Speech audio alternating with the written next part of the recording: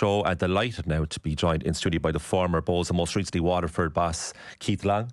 Keith, good morning, how are you? Morning, Colm. We had this segment booked and ready to go for a while, and we were going to chat to you about everything and all to do with your own career and the League of Ireland generally. But then this bombastic news breaks on Sunday afternoon. We heard from the fans there, from the Bowes supporters, or sorry, from the Shell supporters, and we heard also from Bowes and Shamrock Rovers yesterday, also on our social channels.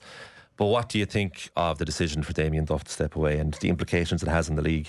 Well, it's a big surprise. I think everybody, when the news broke on Sunday, was very shocked with Damian's decision.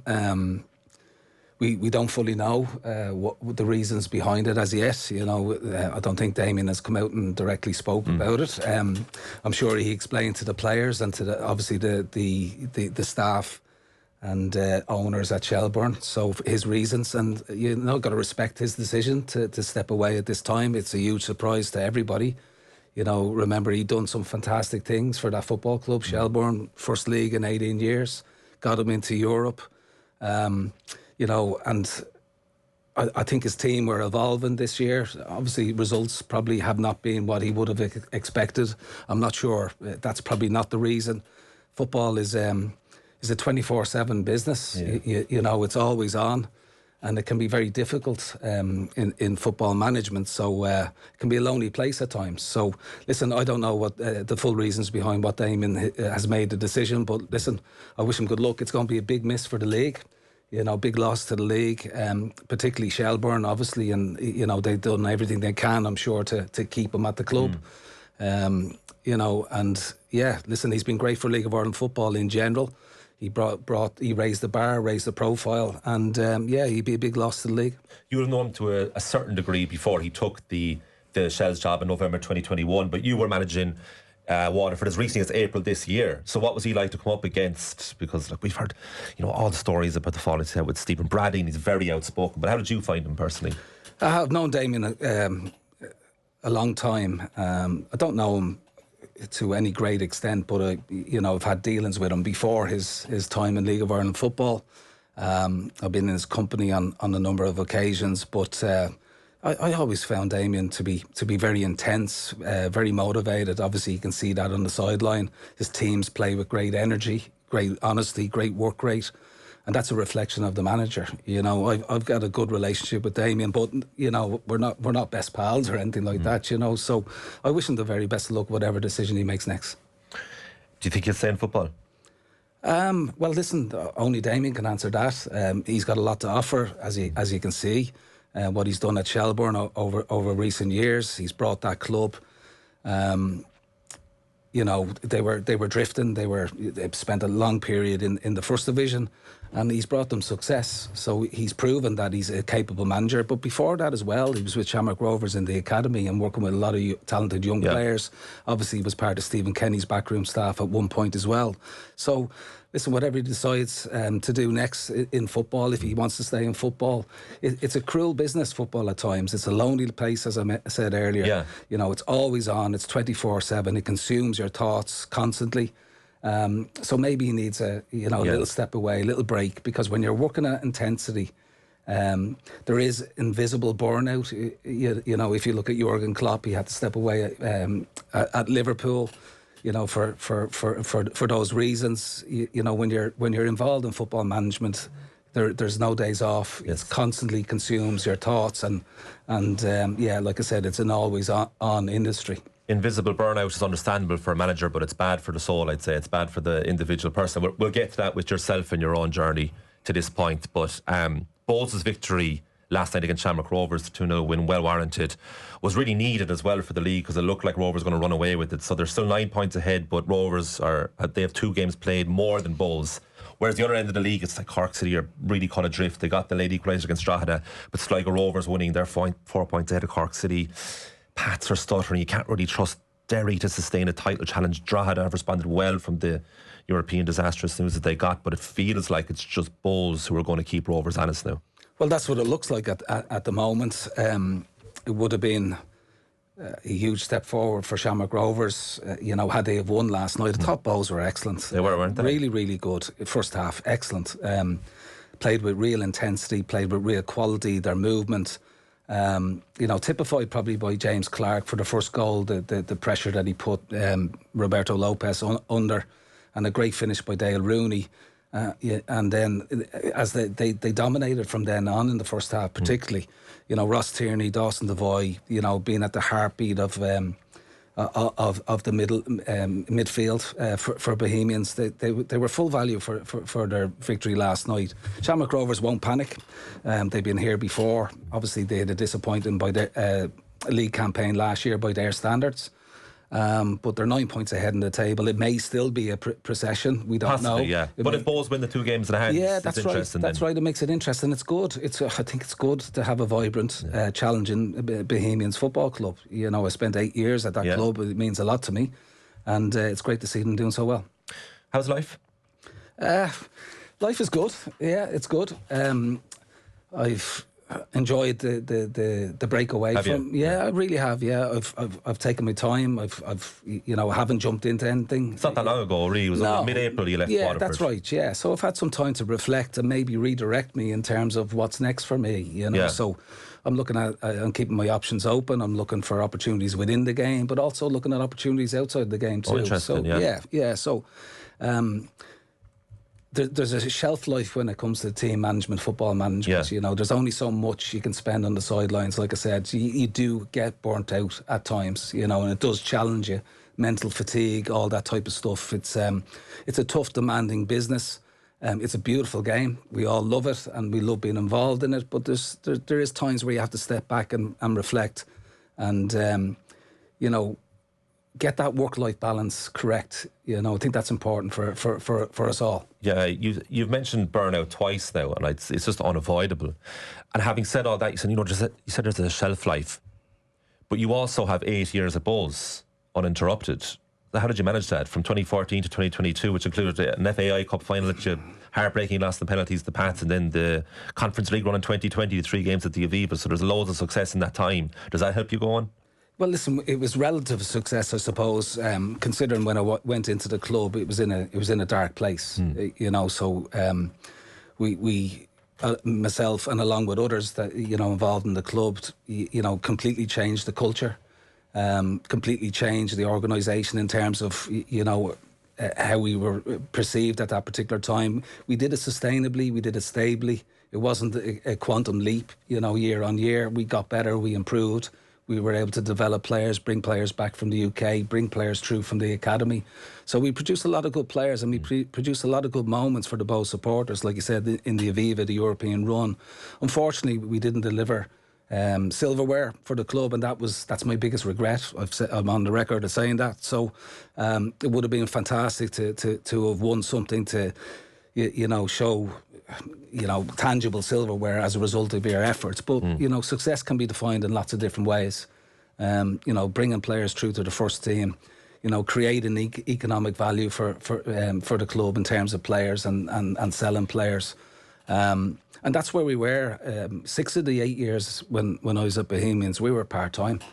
So and you had a job as well, didn't you? I did. Was a business development manager? Yeah, that's right. Yeah, so I was working 2 jobs, and like I said, it's difficult enough to be involved in football management. Never mind trying to hold down a 9 to 5 as well. So that was tough, but it was different times at Bohs at that particular time because, they were, nearly out of business, and then Owen Heary came in. Arnold Callan first, then Owen Heary came in. Yeah. They steadied the ship. The club were probably in a little bit of better shape when I came on board. But listen, we were all on the same page. We're all working towards the same goal. Some people don't like some of the values that what Bohs stand for. But for me, why do you think that is? Listen, it's too easy to criticise the club about some of the initiatives that they've done down through the years. But it's an inclusive club. It's a club that has an identity.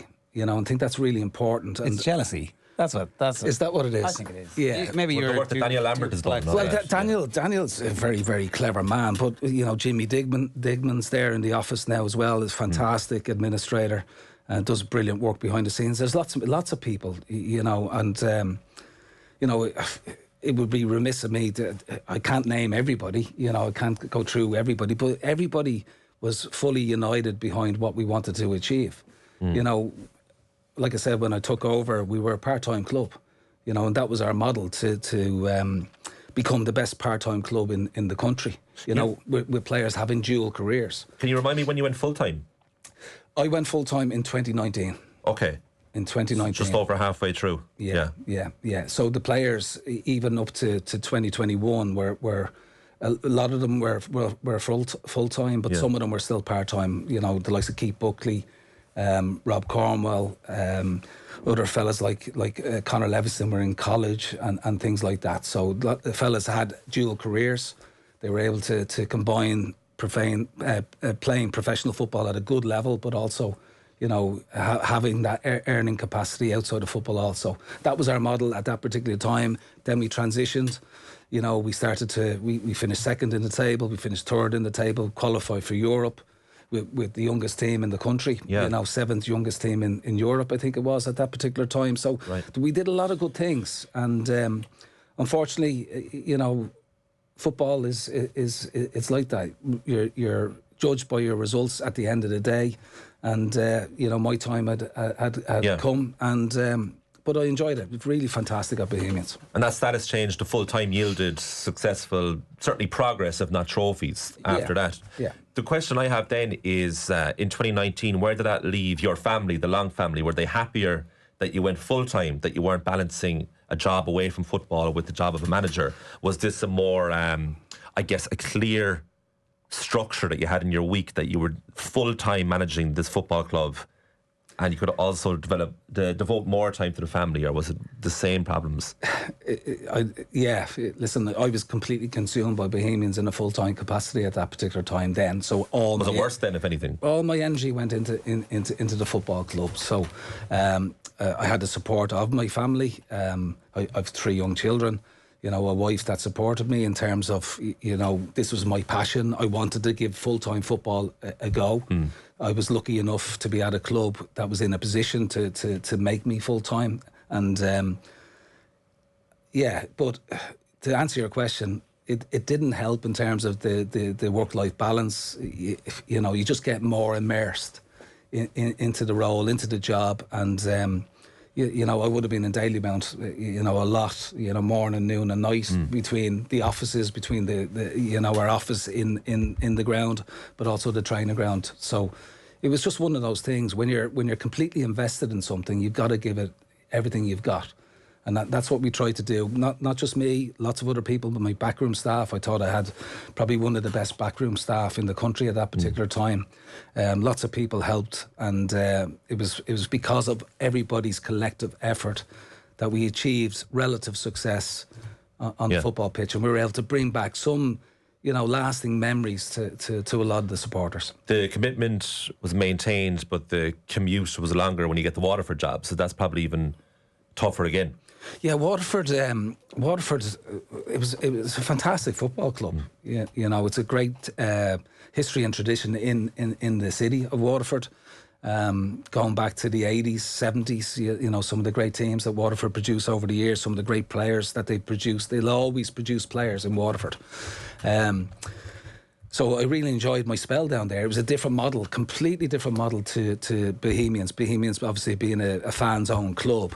I then became part of a multi-club, you know, with Fleetwood being the ownership. They had a number of different clubs, and that was different. That was interesting.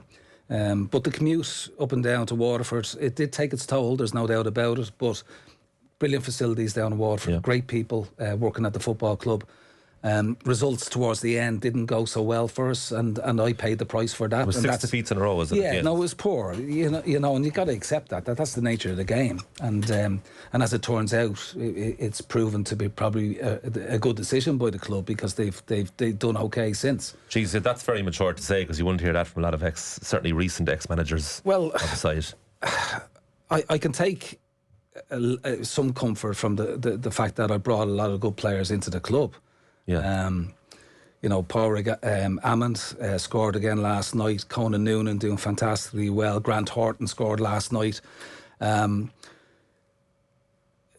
there were issues in terms of recruitment. You know, I'm not gonna hide behind that, because when you're part of a multi-club model, sometimes some of the recruitment issues or decisions are made for you.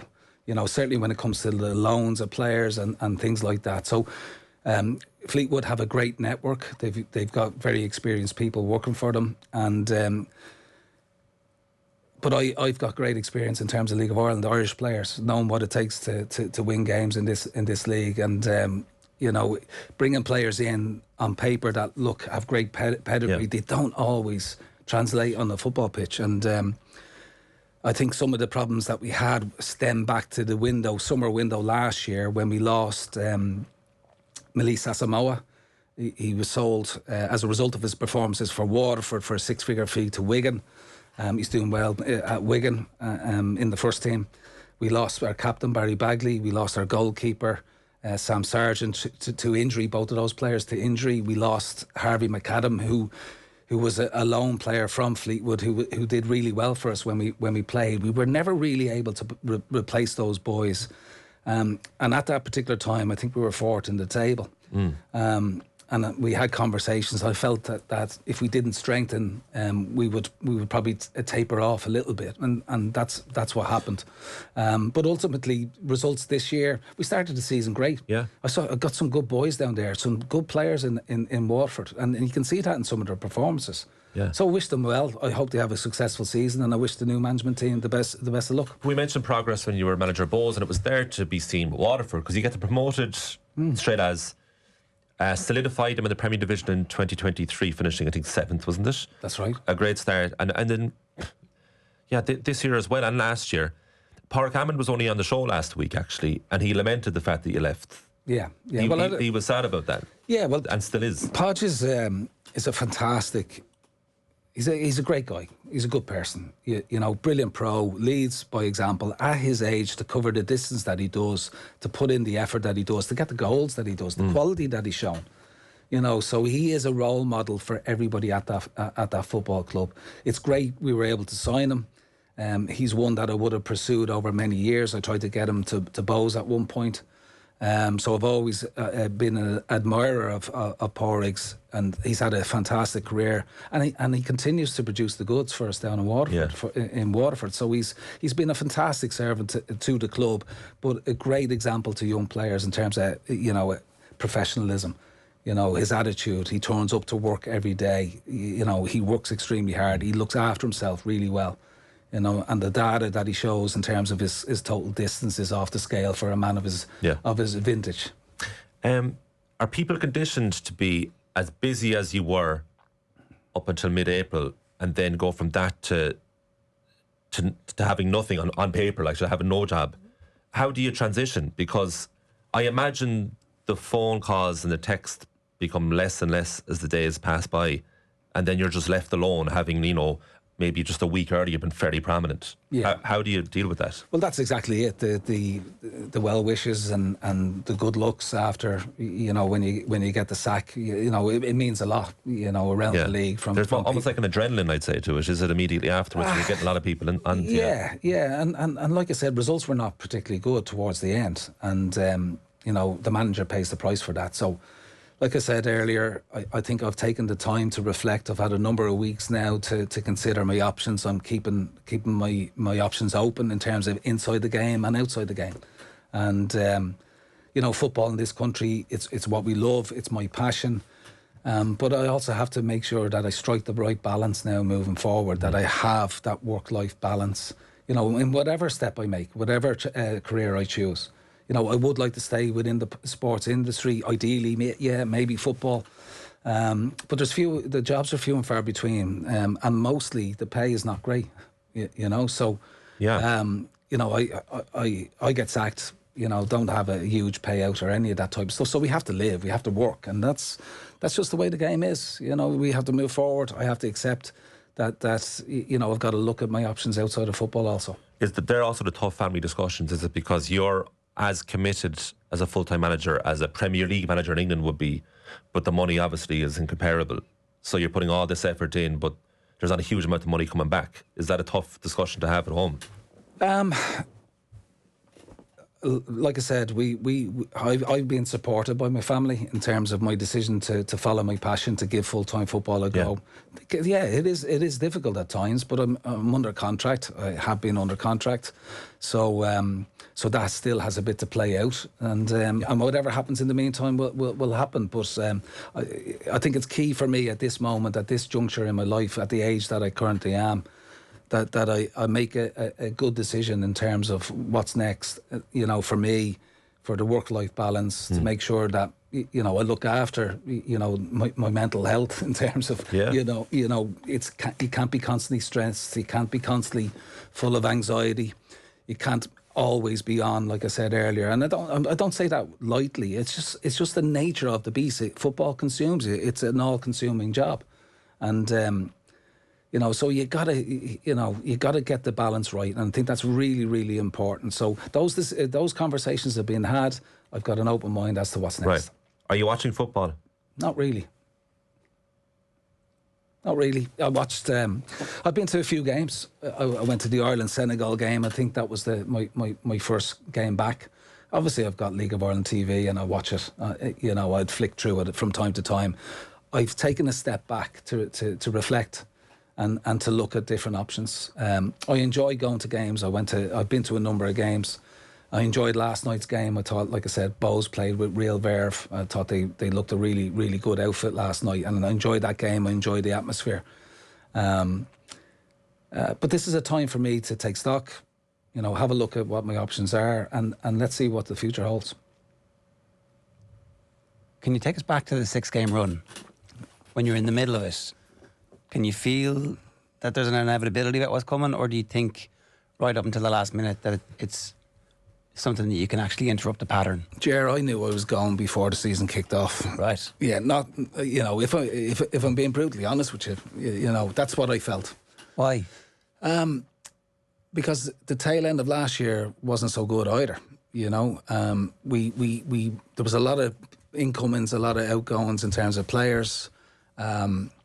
I just had an inner sense, an instinct that the owner was probably looking for a change of manager. Maybe I'm completely wrong.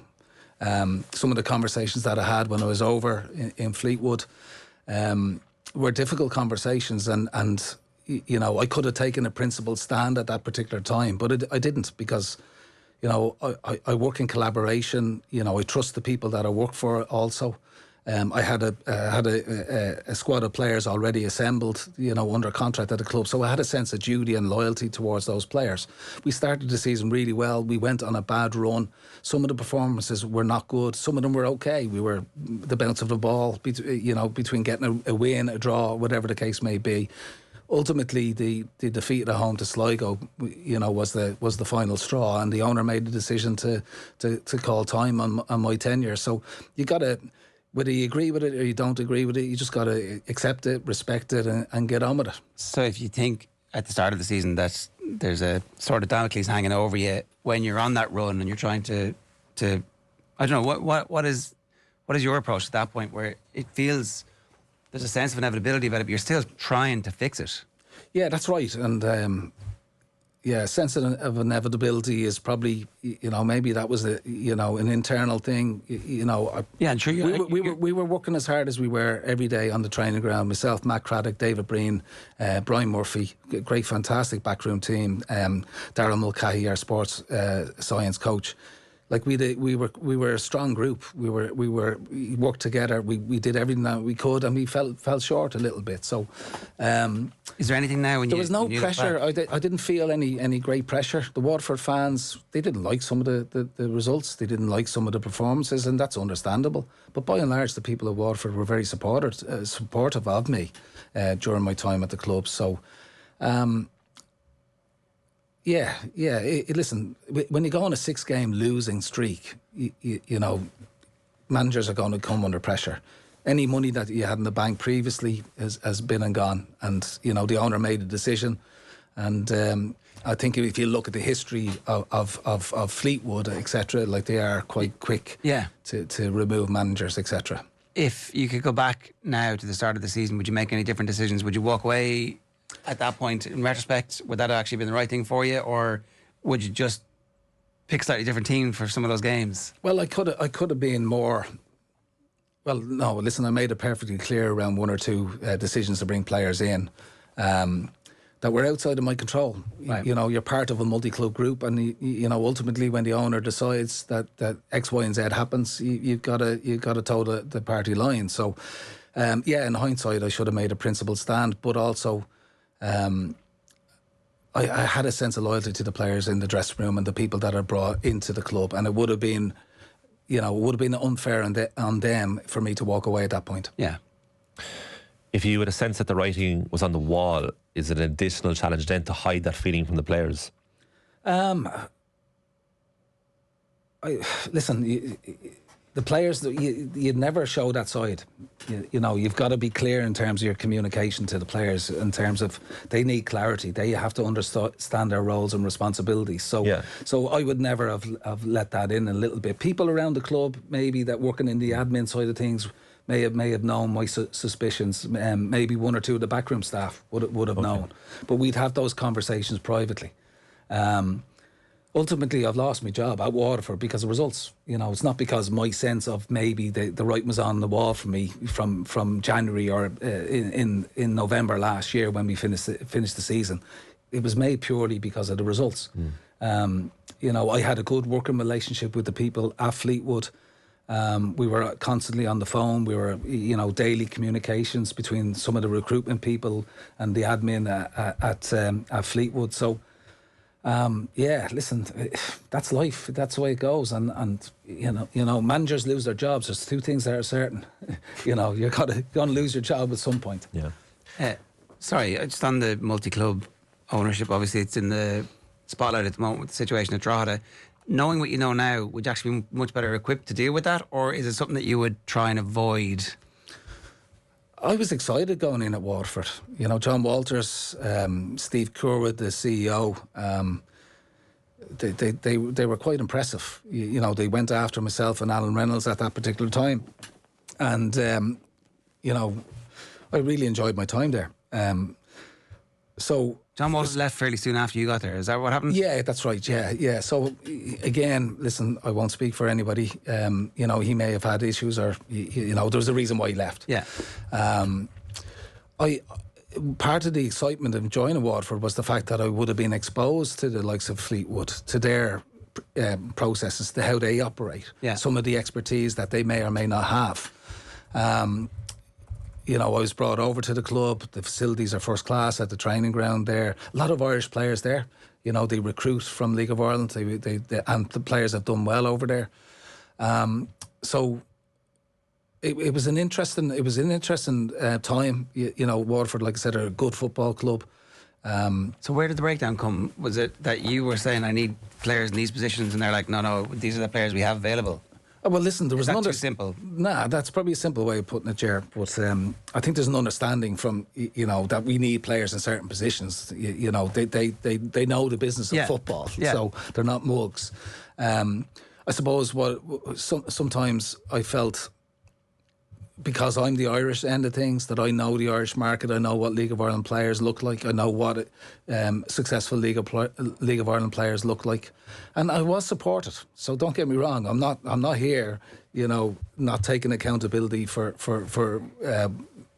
results and performances. Certainly towards the end, but there was a little bit of a sense that there, you know.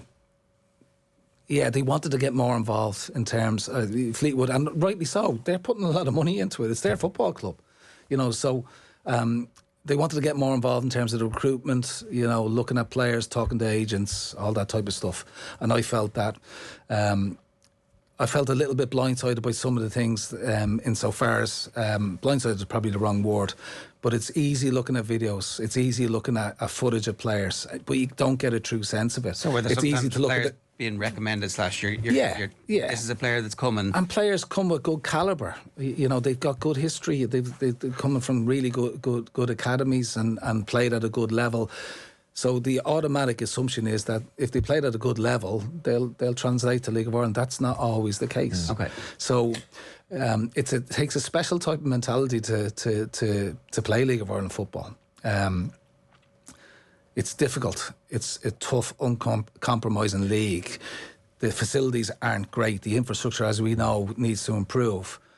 So mentally, it's a challenge for players that are coming from abroad, overseas, coming from the UK to try and, motivate themselves, to get themselves going, to perform. Do you find that like a lot of players, particularly coming from abroad, underestimate the league? Well, I don't think they have a true understanding of the league, and it's only when you get into a ring with the prize fighter and you get a punch on the nose that you realise, I'm in a bit of a scrap here. They had their plan and they got punched in the face. That's it, yeah. So some of the boys, like I said, at Waterford, some of the boys that we brought in, if you look around the league, a lot of players have come in from lower leagues in the UK. A lot of players have come in from Scotland. Some, a couple of years ago, there was a lot of players coming in from Scandinavia, from Germany, from different parts, from New Zealand, from the States. Yeah. They don't have a sense of what the league is and how challenging it is, mentally challenging. So some of the places that you visit, they're not very appealing. Dressing rooms are poor, pitches aren't great. So they're the challenges that they face. There's no doubt that some of the players have talent, they've got ability, but some of them don't adapt. What about the state of football in this country? It's a big question to ask, a big topic to get into, but you mentioned facilities, and it's unavoidable really to talk about them, particularly the disparity in club to club. Does the government need to intervene here to help out League of Ireland clubs to get the standard of football to a certain level where we can take it more and more seriously, it becomes more competitive, or the simple case that the government has other issues? Well, we'd all like to see more investment in football. Everybody that's involved in the game, it's the most played sport in the country. I think, there's no doubt we need to improve stadiums. We need to improve the visitor experience, the fan experience. We need to improve, for families. It's a some of the grounds aren't fit for purpose in relation to the basic requirements that you for a family to go and watch a football match. So we do need investment in infrastructure. Obviously, the redevelopment of Dalymount Park looks like it's going to happen. Tala is a brilliant stadium to go and play in, but it's a council operated facility. Yeah. Rovers are the main tenants there, and if we had 4 or 5 of those stadiums around the country, we'd have a better product to sell. The backdrop is important, and if you're looking at a backdrop on TV, with not a good pitch, whatever, crumbling stadiums, advertising hoardings blown in the wind, things like that. I think where we really need to develop and invest is in the academy. Yeah. It's the academies to develop players, to give them the tools to go on and become better players, to play at a higher level, to bring them through into first team football. In League of Ireland, and then transition them over to the UK or whatever the case may be, to maybe transition into becoming international footballers. I think the League of Ireland are currently undergoing an audit process for academies. I think Double Pass is the company that won the tender to audit the football clubs and their academies, to have a look at their systems, to have a look at their processes, have a look at what type of investments and are going into academies. We've a lot of volunteers in academies and football in this country, and it can't be run by volunteers. It has to be professional. But I think the issue for government potentially is, why would we be supporting multi-millionaires that own football clubs? To invest in stadiums. Well, they do build infrastructure. They do that for horse race owners and trainers who are multimillionaires, and that's the argument that being put forward. I think the lobby has been good from the FEI, from the League of Ireland department within the FEI to government. I think they've made that case quite strongly. So let's see what happens. Hopefully, I think as well, if you are putting money into an academy, and an academy suddenly sells 5 players for 25 million, there should be a clawback facility, or you don't need our money anymore, so we're going to put it somewhere else. But there's definitely a way of working that out if the government have the will. And if the department have the ambition to achieve it, and I think they do, that certainly seems to be the mood music at the moment. So that's right, and hopefully that's the case. I think also as well that if clubs are moving players to the UK for significant transfer fees, that a percentage of that needs to be reinvested into the academy, not first team salaries or whatever the case may be. Does the calendar need to be aligned for all ages? Well, it will be. It will Sorry, be. in your opinion? I think it's better. I think it's more simplistic, and there's lots of. It's the most contentious issue in football when it comes to grassroots and underage football. I can see both sides of the argument, but for me, a calendar season would make things more streamlined. It would make things run a lot more effectively, a lot more smoother. Everything that we've been talking about for the last 2 to 3 minutes about how to improve Irish football or where it should go, is it achievable? I think so. I think so. But I have to say, we're in the dark ages here in this country. We aren't we? Oh, absolutely. I'll tell you what, even as a TV product, right, and it's definitely improving, and Virgin Media have been fantastic, showing us many games, and LOI TV is brilliant. The highlights even on YouTube, fantastic to see. But even something as small as like, you want about the advertising hoardings, they're even static. So when you compare it to watching it abroad, like, you know, it's all technological, everything's moving, it looks like a much better product. And you're really having to rely on the quality of the game because there's nothing else to see. That's a very simple thing to say, but I think it actually is the reality for many people who watch the games on TV. This doesn't look that great. Yeah, the backdrop is important. There's no doubt about it. I watched the game. It's some time ago now. It was Chesterfield versus I think it was Carlisle. So that's what, League 1, League 2? Yeah. The stadium is fantastic. You know, full. You know, or nearly full. But the pitch is pristine. You know, the stadium, it's a big stadium. Yeah. Chesterfield, you know, people would think Chesterfield is a small club. You know, some people in Ireland might say that. And they obviously play in the lower leagues, but they've got far more infrastructure. Yeah, you know, far greater infrastructure. I think it's a huge challenge. We are so far behind in lots of different areas of the game. League of Ireland has steadily, you know, the attendances, the appetite. It's getting better. The subculture around the league is brilliant, and it's been, you know, enhanced with Damian and people like that. Stephen Kenny involved in the game. There's some big personalities. John Caulfield at Galway, very successful manager. Yeah. You know, often goes under the radar. So, but we need to develop better young players. We need to be able to, you know, grow our own players and to introduce them into the league, and then hopefully they can go on and make that leap into international football at some point. You look at Mason Melia, you know, the deal going from St. Pat's to Spurs, it's a fantastic deal. Huge. But the reason why the deal was done, in my view, Pats were able to command that fee was because, number one, Mason's parents weren't in any rush to move him over to the UK. There was no race to the bottom from their point of view. They were happy for their son to sign a contract which overlapped his 18th birthday. It meant that Mason was able to negotiate a stronger, longer and better personal terms. Pat's got a great fee for him, you know, got good value for a player, and his parents were on the same page. Whereas there's lots of other players that have gone away. There's a clause in their contract because you know, it's a race to the bottom in terms of numbers. It's like agents spinning players for their percentage, for their commission, for their little cut. I think people need to realise, parents need to realise, players need to realise that, you know, staying in Ireland is not the end of the world. You know, you will always race to your development. You know, you'll always fall to the level that your ability will allow you to play at. And I think that if you look at the Mason Melia deal, I think that's one that clubs should try and copy as best they possibly can, because that money can then be reinvested, and people can see the value of the academy system then. Whereas at the moment, a lot of clubs don't see the value of the academy system. There's a lot of money being put into it, and they're not getting a huge amount of return unless they were to move players on. We're a football obsessed country, but we don't take it very seriously.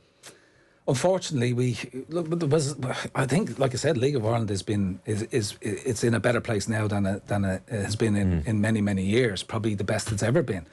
The owners involved with some of the clubs are wealthy businessmen. Yeah. You know, so there's deep pockets there, but you need the deep pockets to run football clubs. But we do need to have an understanding to move the game forward, that we need to improve every aspect and every facet of the game. To try and bring us, you know, to a level that our teams can compete, you know, in European competition. You've seen Shamrock Rovers, they've been able to compete. Other clubs over the years, Dundalk, have been able to compete. But it's been it hasn't been sustainable over the years. Maybe with the exception of Rovers, because they're qualifying for Europe every year. So we all have to be, all on the same page in terms of what we need to do, and the enormous task that faces us. The challenges are huge. Are they surmountable? I'm not going to see them in my lifetime, I don't think. I have to be honest with you. Okay. But it's going to take, I don't know, it's going to take a number of generations before I believe we qualify for a European Championship, before we qualify for a World Cup. I think we took for granted some of the teams that we had over the years, Jack Charlton's teams, Mick McCarthy's teams, some of the quality players that we've had. We'll always produce players in this country, but we need to produce better players that can play in the top 5 leagues in the world, as opposed to just going to the Championship, League 1, League 2. All right. Different day, different vibe. While you're chasing sunrises or hitting snooze, there's an iced coffee to match. Start with an iced latte. Drink big with an iced white mocha, or keep it cool with an iced oat latte. Find your morning match at Braeburn Coffee, only at Applegreen. We're banging at time. I wanted to mention you playing with Stoke and the free kick you scored at Dundalk. You were there for 3 years. You got one free kick. It's beautiful. It's available on YouTube for people to see. Yeah, I did play actually. Yeah, so it's a long time ago, but I did play. Yeah, many people would say badly, but listen, hey, that's it. Keith, thanks a minute for coming.